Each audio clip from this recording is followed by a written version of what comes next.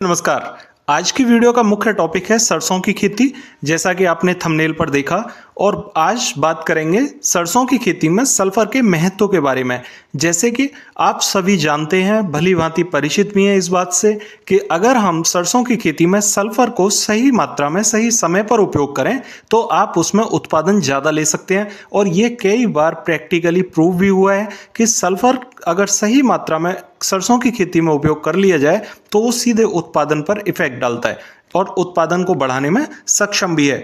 इसी वजह से आज की वीडियो का जो मुख्य टॉपिक है उसमें कई सारे बिंदु हैं जिन पर हम बात करेंगे। और सबसे पहला पॉइंट है यहाँ पर कि सरसों की खेती में सल्फर का महत्व क्या है, क्यों इतना जरूरी है सल्फर सरसों के लिए। साथियों, अब दूसरे पॉइंट में बात करेंगे कि सरसों में सल्फर का उपयोग कब हमें करना चाहिए, कितनी मात्रा में करना चाहिए और कैसे उपयोग करना चाहिए। और अगला पॉइंट है कि सरसों की फसल की किस अवस्था में हमें सल्फर का उपयोग करना चाहिए जिससे कि हमें अच्छे रिजल्ट मिल सकें। साथियों, बहुत सारे किसान भाइयों का एक सवाल रहता है कि जो दानेदार सल्फर होता है, बेंटोनाइट कोटेड सल्फर, उसके बारे में बहुत सारे किसान भाई पूछना चाहते हैं कितनी मात्रा हमें उसकी उपयोग करनी चाहिए सरसों की खेती की, जहां तक बात करते हैं। साथियों, यहां पर अगला पॉइंट है कि WDG सल्फर 90% कितनी मात्रा हमें यूज करनी चाहिए अपनी खेती में। और अगर 1 एकड़ जमीन में हम WDG 90% सल्फर का स्प्रे देना चाहते हैं तो कितनी मात्रा हमारे लिए काफ़ी रहती है। साथियों, अगला पॉइंट है कि अगर हम लिक्विड सल्फर का उपयोग अपनी फसल में कर रहे हैं तो उससे हमें क्या रिजल्ट मिल सकते हैं और कितनी मात्रा किस अवस्था में हमें उपयोग करनी चाहिए जिससे कि हमें अच्छे रिजल्ट मिल सकें। साथियों, ये सारे पॉइंट आज की वीडियो में कवर करेंगे, तो बने रहिए वीडियो में। आइए शुरुआत करते हैं इस वीडियो की। सरसों की खेती के लिए ताकतवर खाद कैसे है, तो देखिए सबसे ज्यादा जरूरी हमारी खेती के लिए DAP खाद होता है जिसमें कि डायमोनियम फॉस्फेट होता है। साथियों, सरसों की खेती के लिए DAP से भी ज्यादा जरूरी सल्फर होता है। अगर हम DAP खाद सरसों की खेती में ना लगाएं और उसकी जगह सिंगल सुपर फास्फेट SSP लगा दें तो वो हमारी खेती के लिए बहुत अच्छा रिजल्ट देता है। इसीलिए सरसों की फसल में कभी भी आप DAP के पीछे ना भागें, उसमें आप सिंगल सुपर फास्फेट भरपूर मात्रा में लगा दें, उसी से आपकी खेती में अच्छे रिजल्ट देखने को मिलते हैं। साथियों, अगर सल्फर के महत्व की बात करें तो यूरिया, DAP, पोटास के बाद में चौथे नंबर का सबसे महत्वपूर्ण खाद सल्फर है जहां तक हमारी खेती का सवाल है। साथियों, अगर सरसों की बात करें तो सरसों में अगर सल्फर की मात्रा पूरी हो जाती है तो हमारी फसल में बहुत कम खाद की जरूरत होती है और सल्फर के जरिए से हमारी फसल में अच्छे उत्पादन देखने को मिलते हैं। साथियों, अगले पॉइंट में अगर बात करें कि सरसों में सही मात्रा, सही समय और सही खाद कौन सा होता है, तो देखिए सही खाद की अगर बात करें तो सिंगल सुपर फास्फेट ज़्यादा सही रहता है DAP की अपेक्षा। अगर दूसरे खाद की बात करें तो यूरिया की जगह अगर हम सल्फर कोटेड यूरिया का उपयोग करेंगे तो वो हमारे लिए ज़्यादा अच्छा रहता है, क्योंकि सल्फर हमें इन खादों के जरिए से भी मिलता है। SSP में सल्फर की मात्रा होती है और हमारे यूरिया जो कोटेड होता है सल्फर से, उसमें भी हमें सल्फर की मात्रा मिल जाती है, तो हमें अलग से सल्फर बहुत भारी मात्रा में देने की जरूरत नहीं होती। सारा पॉइंट है यहाँ पर कि पौधे के अंदर बनने वाला जो द्रव होता है, यानी पौधे के तने के अंदर जो पल्प पाया जाता है, अगर हम तने को काट दें उसके तो उसमें पल्प होता है। उसके जो अंदर का पानी होता है हरे कलर का, उसे हम हरित द्रव्य भी बोलते हैं। ये दोनों को बढ़ाने में सल्फर अहम योगदान निभाता है। जब हम उस तने को खाते हैं तो वो हल्का तीखा लगता है, तो जो तीखापन है उसके अंदर वो सल्फर से आता है और सल्फर उस तीखापन को बढ़ाने में मदद करता है। और यही तीखापन आगे चल के हमारे दाने में सरसों के तेल के अंदर भी चला जाता है। तो इसीलिए पौधे में शुरुआती फेज से ही हमें सल्फर की जरूरत होती है, जिससे कि वो तीखापन, गंध या तेल की मात्रा हमें हमारे पौधे में शुरुआती फेज से ही अच्छी रहे।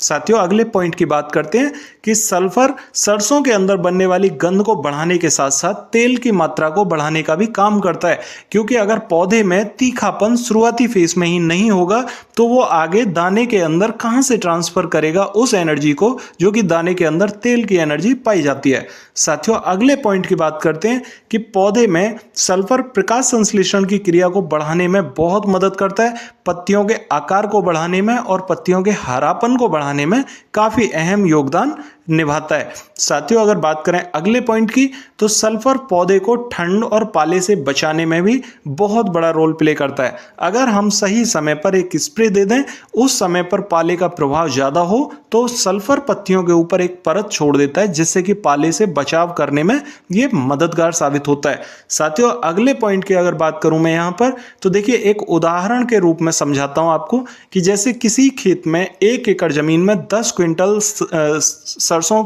हो रही है आपकी, और आपने अच्छी खेती करी है उसकी, तो 10 क्विंटल सरसों होगी बिना सल्फर के। अगर आप सल्फर की सही मात्रा उपयोग करेंगे अपनी फसल में, तो देखिए 2 क्विंटल प्रति एकड़ तक सरसों आपकी बढ़ सकती है, अगर सल्फर आपने यूज करी है सरसों में। ठीक है, ये दाने के आकार को बढ़ाने के साथ साथ दाने की चमक भी बढ़ाता है। तेल कंटेंट ज्यादा होने की वजह से दाने के अंदर वजन भी बढ़ता है। तो आप इस बात पर विशेषकर फोकस करें। भारत में ज्यादातर जितनी भी भूमि है कृषि योग्य भूमि, उसके अंदर 40% जमीन के अंदर सल्फर की कमी पाई गई है। ये बहुत सारी रिसर्च में क्लियर हो चुका है कि 40% मिट्टी में सल्फर की कमी है। तो किसान भाइयों को यहाँ जागरूक होने की जरूरत है।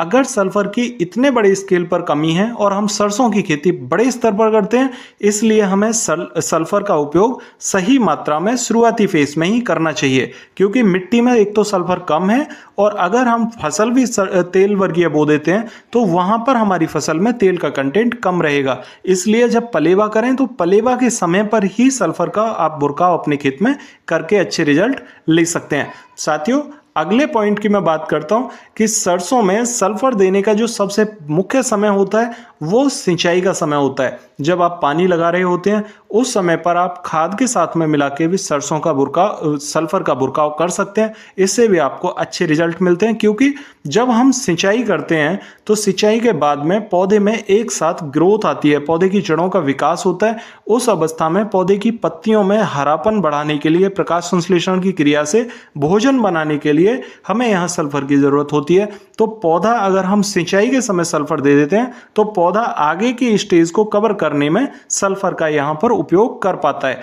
और अगर हम बिजाई के समय पर ही सल्फर लगा देंगे तो पहले पानी तक, यानी 45 दिन के समय के बीच में जितनी भी सल्फर की पौधे को जरूरत होती है वो उसे मिट्टी से एब्जॉर्ब करता रहता है। साथियों अगले पॉइंट की अगर मैं बात करूं तो पहली सिंचाई के बाद में खेत में नमी अगर बनी हुई है, उस अवस्था में भी आप स्प्रे के माध्यम से अपने खेत में सल्फर दे सकते हैं, आपको कोई दिक्कत इसमें नहीं आएगी। साथियों अब अगले पॉइंट में बात करेंगे कि सल्फर WDG 90% की मात्रा और इसके उपयोग का समय क्या रहता है। तो देखिए WDG पाउडर फॉर्म में आता है और 500 ग्राम सल्फर आपके लिए काफी रहता है। अगर स्प्रे की बात करें 1 एकड़ जमीन में आप 500 ग्राम सल्फर को स्प्रे के माध्यम से दे दीजिए, आपको अच्छे रिजल्ट देखने को मिलेंगे। साथियों अगर बात करें यहाँ पर सरसों लिक्विड का उपयोग करने का तरीका और मात्रा क्या रखनी चाहिए, तो लिक्विड जो सरसों है सल्फर है उसका आप स्प्रे के माध्यम से यूज कर सकते हैं। उसका एकमात्र विकल्प है स्प्रे के माध्यम से देना, और उसको आप पहली सिंचाई करने के बाद में जब खेत में नमी बनी हुई हो उस अवस्था में अगर आप देंगे तो आपकी फसल में अच्छे रिजल्ट देखने को मिलेंगे। साथियों सल्फर बहुत जरूरी है सरसों के लिए, और अगर इन अवस्थाओं में आप सरसों में सल्फर का उपयोग करेंगे तो आपको रिजल्ट अच्छे मिलेंगे। दाना मोटा निकलेगा और दाने में चमक ज़्यादा अच्छी होगी, परागण की क्रिया अच्छी होगी, जिससे कि फलियां ज़्यादा बनने के चांसेस रहेंगे। तो साथियों आप सरसों में सल्फर को शुरुआती फेज से लेकर लास्ट तक अहमियत दें और उसे सही समय पर उपयोग करें, जिससे कि आपको रिजल्ट अच्छे मिल सकें। आशा करता हूं आपको यह जानकारी ठीक लगी होगी। फिर भी अगर आपकी कोई क्वेरी हो तो कमेंट बॉक्स में ज़रूर पूछिए, और अगर चैनल पर नए आए हैं तो चैनल को सब्सक्राइब ज़रूर कर लें ताकि नई वीडियो का नोटिफिकेशन आपको सबसे पहले मिल सके। तो मिलते हैं फिर अगली वीडियो में, तब तक के लिए नमस्कार किसान साथियों।